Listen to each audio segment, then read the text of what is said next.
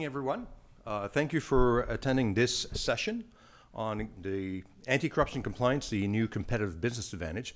My name is Patric Poitevin, and as of 30 days ago, when I retired, I was a sergeant with the Royal Canadian Mounted Police. I was the subject matter expert in anti-corruption compliance and ethics, and my role at the RCMP was actually to, as a senior investigator, is to support the investigations, but my primary role was that of outreach. So working with Canadian businesses, industry, to help them mitigate their risk and exposure to corruption. And for investigative support, my role was to actually evaluate the strength of a company's compliance program in terms of demonstrating culpability or negligence. So through that experience, I also was involved in the working group, the mirror group for the ISO 37001, the development of that standard, the UN Global Compact, also the ebook that was created. I was on a working group on that. So breadth and scope of experience, compliance and anti-corruption is a passion of mine. It's not just a work. And from there, I also co-founded the Canadian Centre of Excellence for Anti-Corruption at the University of Ottawa to help, again, corporations, to help industry and public and private organization in their compliance sphere to try to really increase knowledge and capacity to help individuals and organizations deal with the very challenging field of anti-corruption. Because one of the things that is important to remember is that compliance or anti-corruption is one of the highest ethical and legal risk out there. And nobody wants to end up in the headlines. You know, in Quebec, we all know and we've all seen the repercussion from the Charbonneau Commission. But there's not a week that goes by where anywhere around the world you don't have headlines related to corrupt conduct or corruption. And that's a death knell for a lot of companies, a lot of organizations, because it obviously has huge impact on the brand, on the trust that's being built. And several years ago, you know, if you look at 10 years ago, even 5 years ago, you had reports of corruption, but it's increasing in scale, it's increasing in frequency. Why? Because there is a movement across the world in terms of dealing finally more effectively with corruption. We'll never eradicate corruption, like we'll never eradicate a lot of the crime, but we need to increase our capacity to deal with it more effectively. And in terms of business, it's not just using, as an investigator, I use the big stick. You know, you're going to be arrested, you know, and if you pay a bribe. But the reality, unfortunately, is that when you look at criminal investigations in Canada, we only have a criminal prosecutorial process. And we don't have a plethora of cases. We have 4 that really went to court. So the absence of visibility, we have what we call a visibility deficit in terms of prosecution in Canada. It's not that we don't work every day, because for years I was working with extremely diligent, competent investigators, but it takes an average of 5 to 7 years to investigate criminal prosecution of corruption. So it's not, and we shouldn't just use the threat of a criminal prosecution to change the business culture. We also have to make a business case for it. Why is it important for companies today, organization, to be more ethical, to implement robust compliance program? Because it makes sense. And that's what we're going to be talking about today. You know, when we talk about corruption, we talk about ethics or the lack thereof, and greed, because these are the motivating factors, among others, that really drive decision makers in terms of the benefits that they accrued from corrupt conduct. Greed is that motivates people, but it's also the internal network, internal systems of many organizations is that the only way you're going to get your bonus is if you get that contract. And if the message within the culture of the corporation is, I don't care how you're going to get the contract, then that culture really breeds out corrupt conduct and lack of ethics. You know, if you look at some of the studies out there, some of the stats, corporations recognizing that corruption is one of the highest business risks, but it also costs them. Okay. But they need to realize more because there's a huge knowledge gap out there. You know, as a police officer for 35 years in the RCMP, I've been to many, many conferences. And what illustrates for me the best in terms of knowledge gap is at the PECB conference every year in Toronto. PECB conference is the largest mineral extractive industry conference in the world. And I go there in red serge. Now, picture me in red serge. I'm a big guy. It's pretty hard to miss me. I got a Stetson, I've got the boots and everything. So I go around in red serge and ask CEOs of junior mining companies, what do you do to mitigate your risk and exposure to corruption? Invariably, every single year, I have at least 2 CEOs admit to me in red serge that they're paying bribes. Okay. You're talking to police officers. You know, I stop and say, you understand who you're talking to, right? Oh, yes, of course, yes. But, you know, it's just the only way we do business in this country is to pay a bribe. So it shows you that the consequences, legal consequences, are not there for them to change their perception, but also in terms of knowledge gap, how it costs them to business. And although we have that, and that's a reality, there is a greater knowledge base now, and more companies realize that they need to look at compliance and look at ethics as a business advantage now. Because we have the regulations. You know, there's not one country in the world where corruption is legal. But before 1999, even Canada, bribes were tax deductible. So there was an incentive at that point. Of course, we've evolved from there. But the culture, the business culture, so it's not about just laws. Because it's like, if we just use laws, it's like telling our kids, our teenagers, please don't do drugs. It's not going to resonate them. You know, we didn't change social norms around drinking and driving overnight. It took us 25 years to change the social norms around drinking and driving in Canada and around the world. What it took laws, it took education, it took prevention. It took civil society and others to take this on, to recognize that there's a problem and to change the mentality of people. So it will take a generation, it will take time for the corporate culture that validates right now in certain circles bribery and corruption to change that culture. But we need to push, and it's through ISO norms, through efforts, through laws, through civil society that we're going to be able to do that. But businesses also need to understand, why is it advantage to them? What's the business case? What's the business advantage for them to be compliant and more ethical? You know, there's a huge cost every year. The World Bank stats note that there's at least $1 trillion. Now, I think the latest one is $2 trillion a year is being paid in bribes every year. But there's also had costs to business, because what business want is predictability. When they operate in a vacuum of corruption, there's a lot of unpredictability. It actually adds costs to business. So this business case, on top of the legal and ethical, will hopefully change the mind of a lot of corporations. Who among you have learned about the fraud triangle in business school? Okay, so we all know about opportunity, motivation, and rationalization. Okay, these are the factors that facilitate corrupt conduct within a company. Okay, where you have opportunity is simply that if there's not enough controls and policies, they're not in place. Because too many companies say, oh, you know, compliance now is the latest health and safety. We need to have a compliance program. Okay, so they have a nice big poster at the entrance. We are an ethical company. Okay, and they tell their employees, don't pay bribes. That's bad. But the reality is much different. This is just a paper exercise.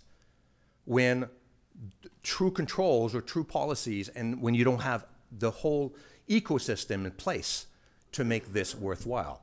I've heard stories of companies that, you know, on the Friday they had a board of directors meeting. Well, on the Wednesday, they go online and check, oh, we need to demonstrate to the board that we have a compliance program. So they go online, get a boilerplate, so let's copy that one. And an investigation that we had, that's my role, is to evaluate compliance program. We had the compliance program of ABC, but they've missed a few find and replace. So you actually had the name of the previous company also in the compliance program. So that shows you the real value and the depth and scope that they took to implement this. Okay? So that doesn't mean anything. Having a compliance program doesn't mean you're ethical. You have to marry both. Motivation was simply greed. You know, what motivates you? And this is where, in terms of compensation with a company, if you want an ethical company, if you want a good compliance program, you need to celebrate and recognize those that are ethical. And it shouldn't just be about the numbers at the end of the month in terms of, oh, we need to make those numbers, I don't care how. But if there's a risk to the company, it should be recognized that if you don't make numbers because of a valid reason in terms of ethics that put the company at risk, that individual that raises that should be also recognized. So how we validate, how we compensate employees, especially business development leaders, should also mirror, and in parallel, how do we change the culture? It shouldn't just be the end numbers. Rationalization is basically what you hear all the time. It's just the way we do business. This is how we do business. Everybody does it, so might as well do it ourselves. That's not a healthy way of thinking. And the big thing for me is that if you've got all this in terms of having a compliance program, but you don't have the tone from the top, rationalization for me is the business culture. If you don't have the right business culture, everything that you have in terms of compliance, you get a great whistleblowing process, but you have no culture that supports this, meaning that the directing minds are not supporting, not voicing on a regular basis, we are an ethical company. We will reward ethical behavior to the success of the company, and we will identify and deal with unethical behavior, because that changes the culture. You know, in the morning, you can have a great rah-rah session about ethics and that we're very ethical. Here's our compliance program, everybody signs off on it. And in the afternoon, everybody's got a meeting with the business manager, and he or she goes in and says, okay, last quarter, we sank, we sucked. Okay, so I want my bonus next quarter, so I don't care how you get this business, I just want you to get the contract. So what happened to the message from the morning? It's out the window. That's the business culture. So it has to be ingrained. The TI, Transparency International, basically, if you look at the countries, those of you that don't know this, is the dark colors from the Transparency International Corruption Perception Index means that these are the areas around the world where you are likely to be asked for a bribe. In certain jurisdictions, it's not if you're going to be asked, it's when. So if a company that goes in those jurisdictions do not do their due diligence, don't train their people well, they will be caught up in the cycle. And it's not after the fact that you should deal with it, it's before. If you don't train your people, it hurts your business because they put your company at risk. And this is why the ecosystem in terms of training and compliance is critical. You know, it's not just around the world in developing countries that we have problems. Right here in Canada, we do. And, you know, Quebec was vilified, actually. You know, McLean articles, Quebec is just full of corrupt people. No, this is not just Quebec. Actually, Quebec now is at the forefront of anti-corruption measures. In the rest of the countries, they have their problems as well. Believe me, we've seen it, we investigate it, it's there. So we are not immune. Canada is well placed. It's 9th, you know, in the TI Corruption Index. But we all have work to do on it, and it's a collective effort. But what we have also is a huge pushback from civil society around the world. This is a problem that's global, and we need to address it from a global perspective. And the global pushback is actually helping to change the mentality and change how business is also looking. Because the reality now with social media, with the millennial generation, this next generation of business leaders are much less accepting of unethical behavior. They will be the one, if the company doesn't have a strong compliance program, they don't have a whistleblowing program within the company, they'll call the authorities. And this is where it puts the company at risk. Okay? Because you have, in certain countries like India, you now have phone apps, an iPhone app to report on unethical behavior. Because of social media, because of Twitter, it's much harder for companies and for corrupt public officials to hide their corrupt conduct. So that's the new reality. And if companies don't understand this, it's to their peril, because we don't have statute of limitation in Canada. The RCMP can investigate any individual, any company around the world from 2 years, 5 years, 10 years down the road. And if a company obtains a contract illegally, by corruption, by bribery, well, all the profits accumulated in that 5 to 10 years are now proceeds of crime. So is it worth getting involved in that process in the first place? And you know, the new reality is also, it's not just those companies that are directly involved in corruption that pay a price. You remember the Rana Plaza collapse in Bangladesh in 2013. What Canadian company was involved in this?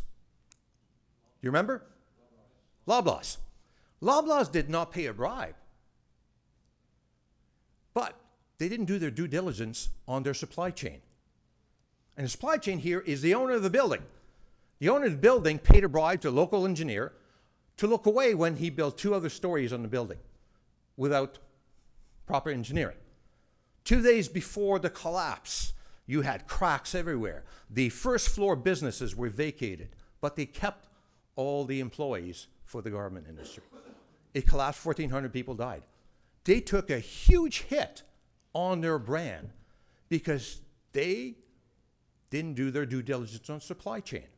They did not pay a bribe. So in today's business environment, the reality is being associated with corruption hurts your brand. That's the new reality. And the fact that now, because of this coalition and collective effort and the new generation of employees, it is a business advantage to have a strong compliance program, because as you inboard these new employees, they'll feel much more confident that if there's something that they find and they report it, it will be acted upon, which protects the company before there's a huge explosion, before the problem becomes unmanageable. And also the reality in terms of enforcement. There must more global, universal collaboration in terms of enforcement. The International Foreign Bribery Task Force, RCMP, UK authorities, US authorities, and Australian, and more coming up. We collaborate, because I'm still talking it's only 1 month since I've retired. There's daily exchange of information in terms of investigation. And if it's easier for us, even for a Canadian company that we investigate, for a partner to investigate it because of the evidence and how the case progresses, we may just hand it off and support that investigation with our partners. So it's harder now to hide. And in terms of enforcement, in terms of fines, it's also changing in terms of how the fines are being adjudicated, and the strength of those fines, and the fact that now we're going after individuals, not just the companies themselves. This is a picture of enforcement action globally from the OECD.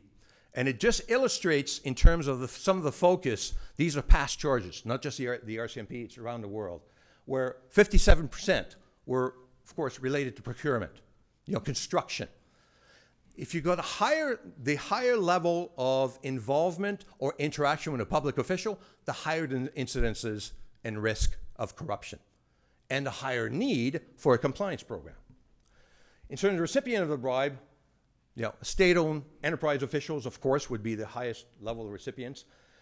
Who paid the bribe? Well, Upper management. Remember that it's not the low employee that has the financial authority to pay $20,000, $200,000 or $2 million. The directing minds have to sign off on it. Now, when we investigate, sometimes they point, no, it's not me, it's them. But invariably, we find it. But if you look at the 9%, in terms of the highest risk of any company, is that over 70% of the cases involve agent, third party. This is the highest risk of any company going in. Because a lot of them still tell me, well, I just hired this individual. It's not an employee of the company. You're responsible for their action because they're representing you. So if you don't do your due diligence in terms of your compliance, they will put you at risk. And to say, well, willful blindness is not a defense. That's the reality today. They will put your company at risk if you don't do your job. On the flip side, in terms of prosecution, if you can demonstrate as a company that you've done everything possible to protect yourself in terms of your due diligence, in terms of your compliance, you can demonstrate it clearly, then it's not in public interest to go after the company. We'll go after the individual that actually paid a bribe. But you have to demonstrate this. And if you don't have a strong compliance program, you're toast. The changing legal landscape, from the US, UK, Canada, you've got the Yates Memo and US DOJ pilot project. As I mentioned, now things are changing. In the US, they were after a lot of times they were after companies. Here's a fine, move on. There was no real consequence to individuals. Now things shifted to the fact that the company will not get credit if they don't put that offending bad player under the bus. So yes, there's going to be a fine to the company, but if they want credit, if they want even a declination, meaning they're not going to be charged, they have to demonstrate they've done their utmost, or they need to collaborate. And that's valid for UK authorities, Australian, French, and Canada, even within our criminal justice system now, even our criminal prosecutorial. If it's not in the public interest, we will not go after the company. We'll go after the individual. But we have to do our due diligence, of course, in the investigation. But what this means is that to protect themselves from prosecution, from the hit in the market, from demonstrating to shareholders and others that they've done their job, they need to demonstrate that they have a clear and robust compliance program. That's the protection that they have in terms of the business. You have globally now a change in the landscape in terms of greater accountability and transparency. EITI for the extractive industry, where companies now, extractive industry companies, need to post online the monies that they provide to foreign governments. Now, we can't police what happens to those funds, but at the very least, if it's online, the people will know this $200 million contract that was allocated for extractive industry or for this company. What $200 million, what happened to it? At least the public, civil society, and organization can ask the public officials what happened to it. In the past, we didn't have that. But what this says is that there's greater demand for transparency and accountability. So it's harder again for companies to hide corrupt conduct. It's still happening, believe me, we're not there yet. But this is what's happening. So with all these trends that are occurring, now is the time for companies to arm themselves, to demonstrate to their employees, to the board, to the market, to shareholders, that they are preparing themselves and protecting the investment, protecting the company by doing their due diligence and having a robust compliance program. Of course, in Canada, the big thing is, and other countries, is debarment. If you get charged and convicted, you can be debarred from contracts with the government. The World Bank has debarred many contracts. That's a huge hit on the company's books, on the company's reputation. And remember that if you're debarred with one development bank, well, you're going to be debarred with all of them. So there's a cascading effect to this. So to obtain this contract through corruption, yeah, you can gain that advantage. But then down the road, now the risk is much higher to pay a huge price. So what becomes a viable, lucrative business venture that you may obtain, through corrupt conduct, now devolves very quickly in unprofitability and huge costs to the company. This is a slide that I use all the time to illustrate that the costs are not just about the criminal legal sanction. And this is where also you can illustrate the benefits in terms of having a compliance program being a competitive business advantage. Because the legal costs, the criminal legal costs, are not the only cost related to corruption investigation or prosecution. If you look at Siemens or other companies, where Siemens was $1.3 billion in fine, the cost to them in terms of reforming themselves, the internal investigation and everything else, was close to $4 billion on top of that. During that time, they're not conducting business the way they should be. Huge costs to shareholders. So it's not just a criminal prosecution and fine. It's everything else related. And many, many cases that we can quote shows that that cost of reforming after the fact is higher than the criminal fine. So again, it has a huge hit on the viability of the company. Impact on productivity, because you're spending time, sometimes years, protecting yourself, defending yourself. If the courts then impose a monitor, well, you have to pay for the monitor as well. Yeah, that's what happened with Nico in Canada. So there's huge costs to the business function. You have people now dedicated in defending or reforming, as opposed to taking the time to really do an evolutionary process of implementing a robust compliance program. Civil liability. You have shareholders because the directing minds have been negligent in not protecting the company, not having the proper compliance program. They're being sued for being negligent. So civil liability from a shareholder's perspective. They put the company and the viability of the company at risk. Successor liability from civil and criminal, where especially in the extractive sector, the biggest dream of any junior mining company is to be bought up by the big ones. That's their dream.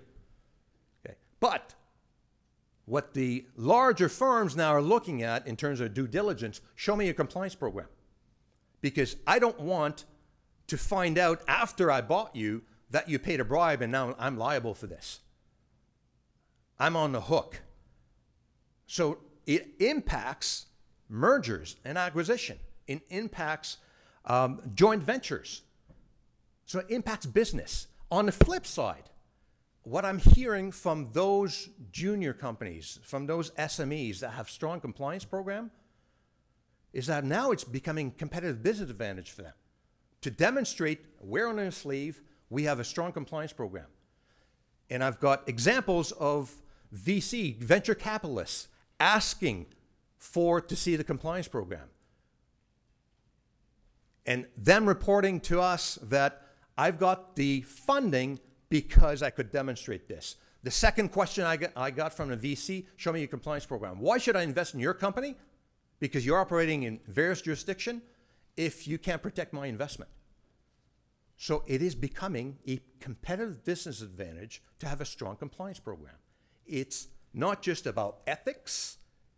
Of course, it's critical to have it, but it protects the company. It protects the investment. Now, insurance companies that I've talked to, underwriters, and say, you know what? Because political risk insurance and everything else, if the company can demonstrate they've got a strong compliance program, we might be able to lower our fees because lower risk. Development Bank, EDC, CCC, or even our trade commissioners are looking at this now in terms of services, in terms of support. So it is fast becoming a necessity to demonstrate that they have a strong compliance program. Of course, the impact on brand is unquestionable because it also has, you can mitigate and you can manage much better. It's not that you can eliminate corruption because things can happen. Human greed is there. But then you can, if you've got a strong compliance program and you can demonstrate it, you can mitigate the impact.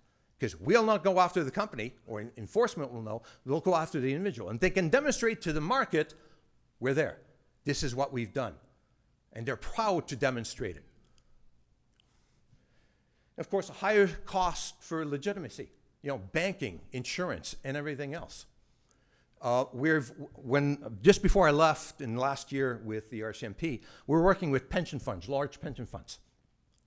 Okay? Because by osmosis, by using them as partners, they are now asking questions of companies they're looking at to invest in. Show me your compliance program. So it's a collaborative effort. It's a collective effort to change that business culture. And of course, there's huge business, huge benefits to them, to the companies, to get into that sphere.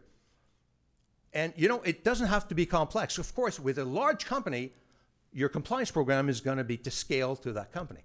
And a lot of juniors, a lot of SMEs are telling me, it's too expensive, we can't do it. And for me, it's you can't afford not to, because you can scale it to the risk of and the size of the company. It doesn't have to be huge, but it needs to be there. And that's part of what we do with the Canadian Centre of Excellence for Anti-Corruption, is to promote the tools that are out there, from Transparency International, from Trace, from OECD. There's tools out there that are free in terms of accessibility. There's online training for employees that is accessible for free. So there's no excuse for anybody to say, I can't afford it, because you can't afford not to. Because the investment you make in a compliance program, it's not an expense, it is an investment. And that's where you have to change that narrative with companies, is that compliance and ethics is an investment that will gain a lot of advantage for the company. We talk about compliance 1.0 to 2.0. This is the evolution of compliance. Because 5 years ago, we had compliance 1.0, which means it's just a piece of paper to be able to demonstrate, yeah, we've got a compliance program. It's signed off. But it wasn't implemented properly. Compliance 2.0 is the implementation, is having audits, is ensuring that it's tested, that the whistleblowing program is evaluated. That's what's necessary today. And it's also necessary to demonstrate if they're on an investigation, if questions are being asked from partners, because it's documented, it's shown. You need to be able to illustrate it and to live it, not just having a piece of paper saying we shall not pay a bribe. This is the evolution. And there's responsibility and liability in terms of the compliance function, that they need to be supported. They need to have the right resources. It's not just having somebody with a hat saying, yes, I'm the compliance and ethics officer. But when I raise something, I don't get the funds, I don't get the support. Okay? Because you have plenty of stories from headlines where companies have been investigated. They had a robust compliance program in terms of paper, but it was never implemented properly. It was ignored by higher directing minds. So it has to be embedded within that business and that culture. So it cannot be just a paper exercise.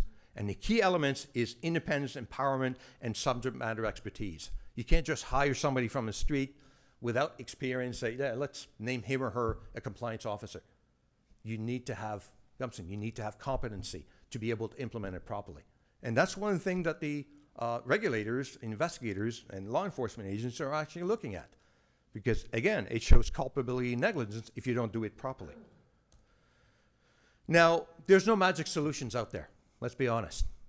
Okay? It will take time to implement properly. But the key here is not to hide your head in the sand. You can't ignore this. Companies, governments, agencies can't just say it's going to go away. It's actually going to get worse if you don't do anything proactive. And everybody wants to work on a level playing field. Okay? It's important to do this because really corruption or bribery is a theft of business opportunity. And once you pay one bribe, you think that it's not the only bribe you're going to pay because you mark yourself as a company willing to play that game. And everybody going to come out of the work and ask you for another bribe. But if you start off right from the start to say, I will not get involved in this process, then you're sending a strong message to the bribe, the person asking for your bribe, but also the employees. I will protect you. I will support you for being ethical. Understanding that business, you navigate through a lot of challenges. It's difficult. You know, it's easy for me here as former law enforcement to say, don't pay bribes, it's bad. There's a lot of pressure out there. But the big thing is that when you navigate these challenges, if you don't prepare yourself, if you don't have the risk management tools, then this is where you're going to get bitten. This is where the company is going to be at risk. So to navigate this, having a robust compliance program helps you mitigate, helps you plan for what will happen and what can happen and how to mitigate it. And it's compliance that will help you. Yes, I use the word compliance a lot in my presentation because we need to embed this culture within the business and demonstrate to them and show them that it's actually a business advantage if you have this. You know, studies are showing now that those companies that have a really good compliance program and a good whistleblowing program, productivity is higher, retention is higher. Why? Because the employees feel confident and supported. So it's good business because you retain your employees. And they know that if something happens, management will deal with it effectively. And we'll come back to what, you know, PECB, one of the themes of the conference. Not every company needs or will want to be certified 37001. This is part of what I'm going to be doing in terms of certification. It's 37001. It is, but it is a badge of honor. It's being able to show that you meet a certain standard. And again, this is where the competitive business advantage comes in. But at the very least, companies should work, if they don't want to be certified, they should work towards meeting the objectives and share it and promote it. It should be on their site, on their front page, not on somewhere hidden within you know, their messaging. And a contract should be won on the quality of the service of the product, not on the amount of the bribe. Big thing is about the culture.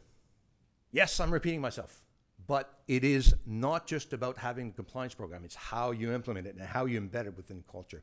And you know, ethics and profitability doesn't have to be opposed. It's actually, when you work together, it's bringing more value to the company because it strengthens the ability of the company to be able to deal and cope with the invariable challenges and the pressures that are going to be presenting to that company.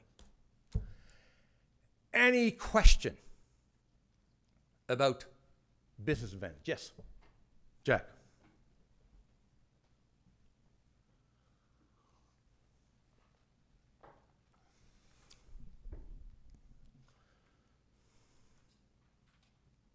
Yes, Jack Titsworth, formerly worked on anti-corruption at the World Bank.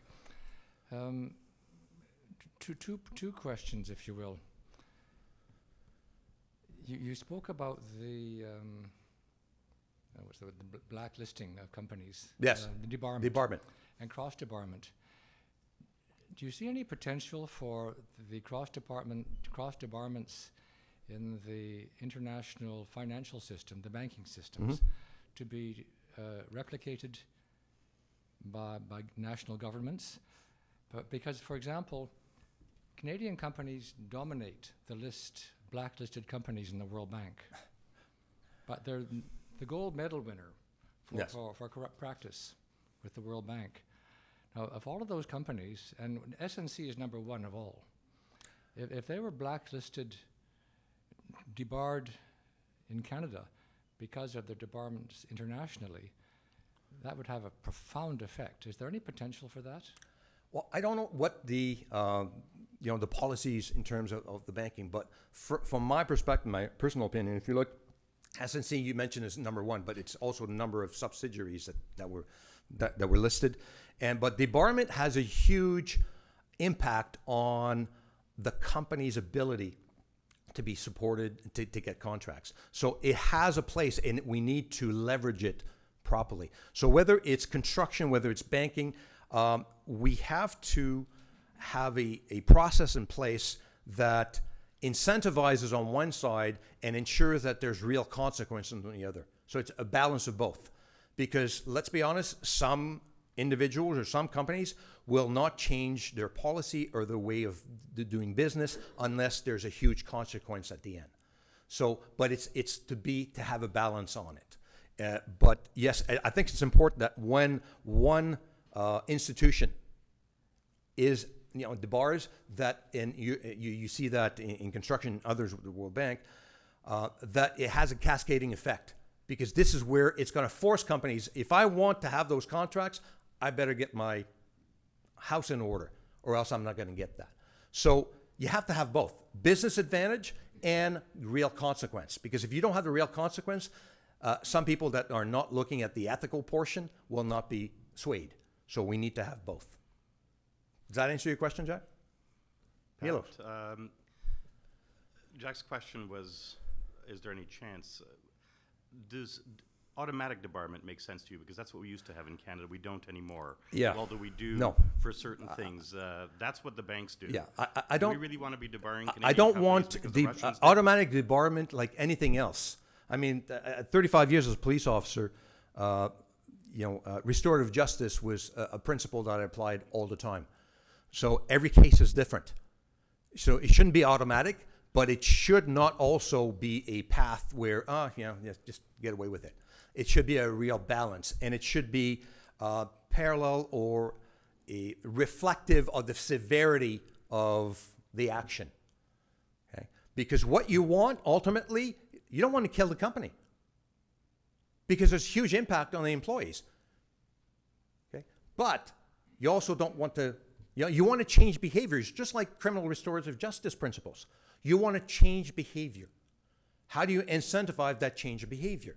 Well, yeah, real consequence. It hurts, needs to hurt. But how do you then incentivize them to implement real change? Okay? How do you incentivize? Well, if you do this, you'll get credit, and then instead of 10 years, you might get 3 or whatever, depending on circumstances. Again, personal opinion and experience. For me, it has to be balanced. And automatic anything, for me, doesn't make sense. Does that answer your question, Mueller? We actually agree on something. That's pretty good. Milos and I have been on opposite sides a few times, but we get along well. Any other question I can answer? Does it make sense to you? If I can leave you with something, is that all of you in this room should be an advocate of what I'm talking about in terms of compliance. Wherever you work, whatever you do, we all have a role to play. I work at it from the RCMP and now with the center, but where we are, where we're situated, is to be able to speak out on it, because we're not going to change the culture unless we speak out on it.